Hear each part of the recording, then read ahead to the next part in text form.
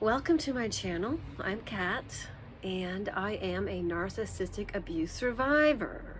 I feel the necessity to express myself to my audience for two reasons. One, it helps me get things off my chest. And two, it's an intention of mine that some young woman will avoid the traps that I had fallen for. Basically, narcissistic abuse, narcissistic partners. I am a child, the invisible child of a pathologically narcissistic mother. So because I never had a parent model conversation, because I had a television set that took precedent over me, because I was the invisible child, misdirected, corrected, reprimanded, disrespected, no boundaries. I was not allowed to have boundaries. I couldn't recognize healthy relationship if it came up and greeted me with a nice, beautiful love beam on their face of friendliness. I was only attracted to the adrenal rush, trauma-filled relationships that reminded me of home, bittersweet home. People go, well, if narcissists are so bad, why do people stay with them so long? Because there is a psychological thing called cognitive dissonance. There's disassociation. There's trauma amnesia. The narcissist isn't awful all of the time, which makes it that much more difficult to deal with it as the main supply. What does the pathological narcissist need? They need supply, which is energy source.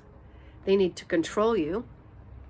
They need character traits and residual benefits.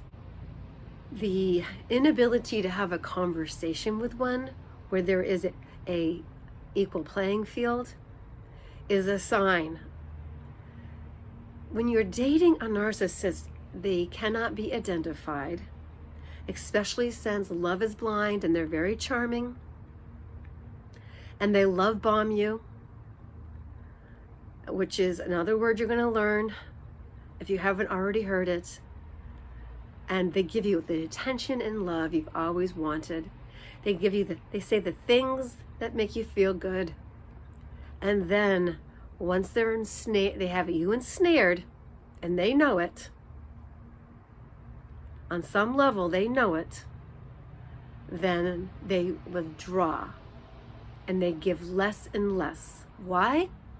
Because they need your supply, and they do not want to exert their precious energy on you. One thing all narcissists have is they're unconscious of their narcissism. Does the narcissist age well? No, they do not. I don't like these characters that much. Why there are so many of them on the planet, I liken it to an infection. Now, my children's father is a lesser narcissist. Yes, there are different types. There's a lesser. There's the vulnerable, covert, and then there's the overt. Now, there's supposedly an ultra, and they are on YouTube. There's a man whose voice you only hear. He sounds like he's from an aristocratic family in England. And the other guy, I don't know his accent, but he does do seminars and presentations on YouTube. And he is admittedly a narcissist. In my mother and father's case, I don't know what my father's backstory is, because all we ever hear is my mother's backstory and how hard she had it. They have a poor, poor, pitiful me backstory. I did not know that I had a pathologically narcissist mother until 2021. Oh, excuse me, 2022. This year. Yeah. And it's as if I have a new lease on life. It's as if I am finally living, because I'm living in truth and in clarity. And I didn't have any of that before. So the backstory Every single one of my ex-narcs all had a poor, poor, pitiful me backstory.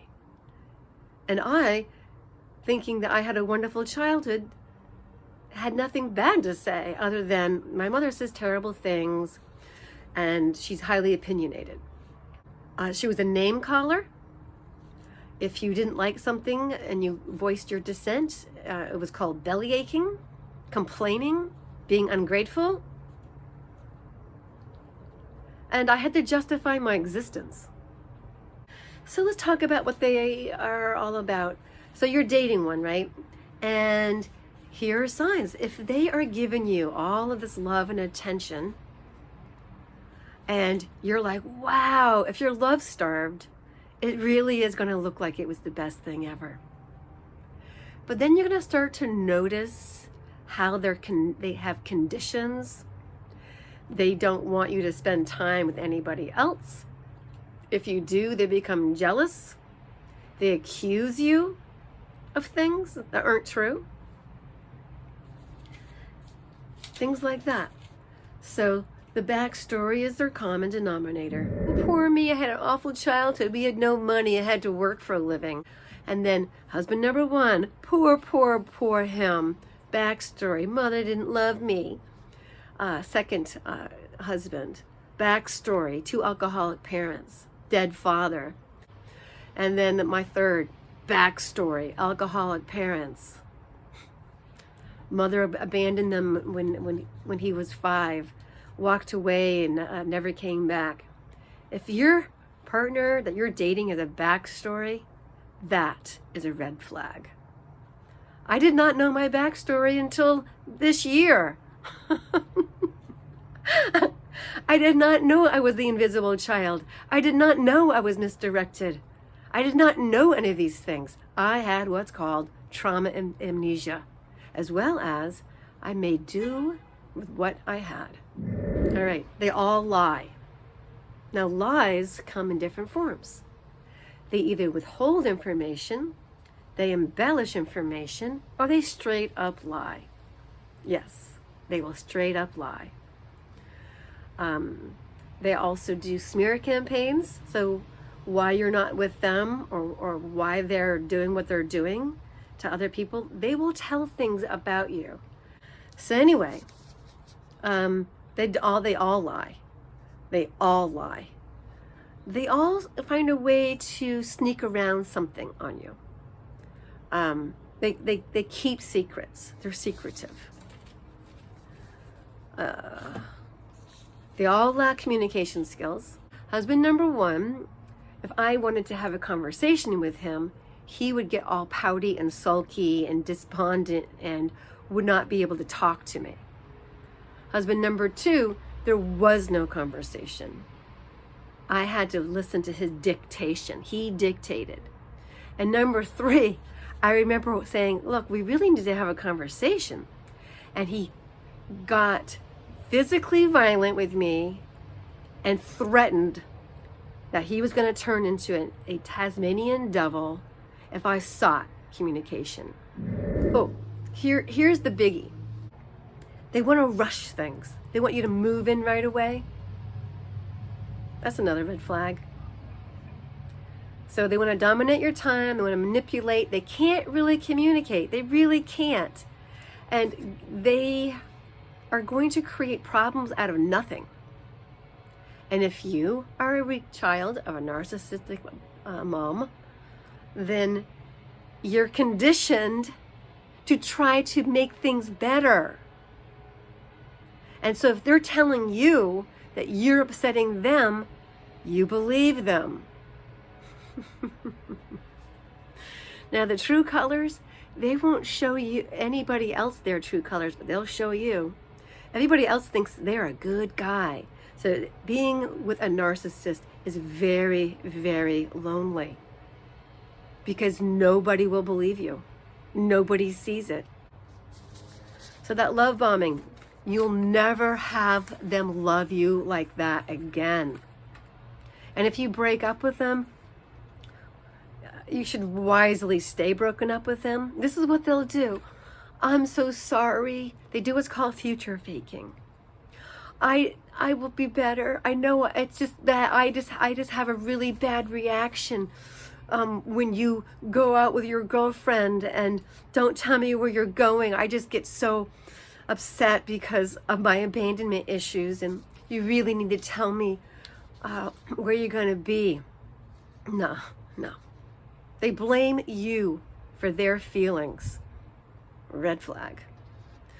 They all withdraw. Every last one would withdraw in one way or another.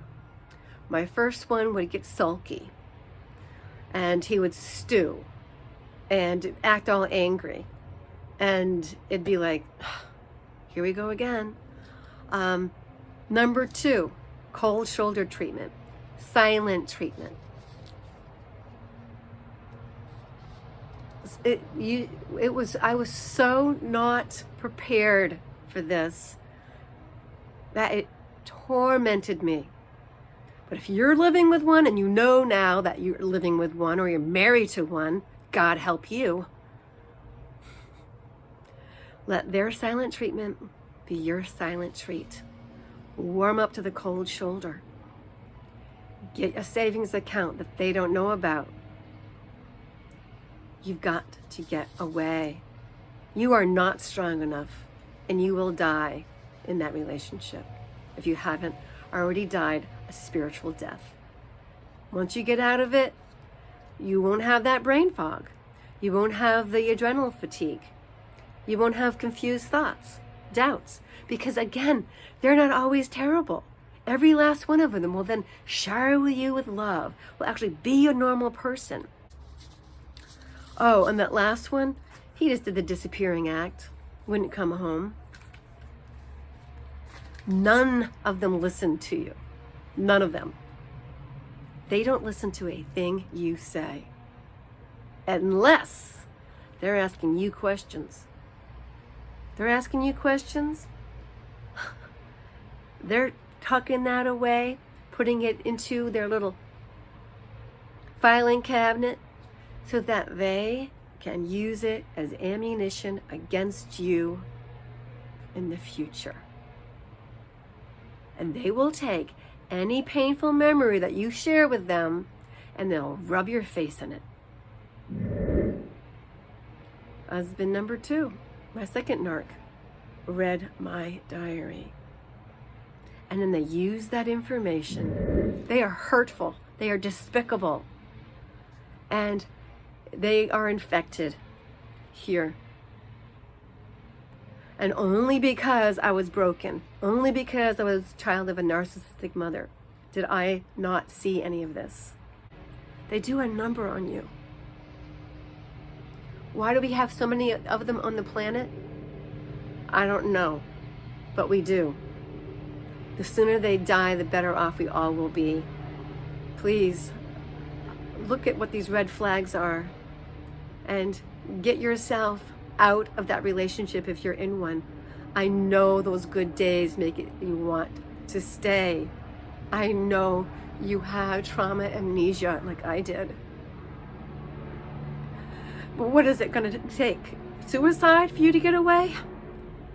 Do not let it come to that. My mother was the noisy, loud, boisterous, bullying kind. It's so serious for you to recognize what these creatures are and to save yourself. Okay?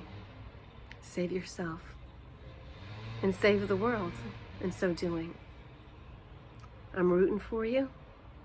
We're all rooting for you.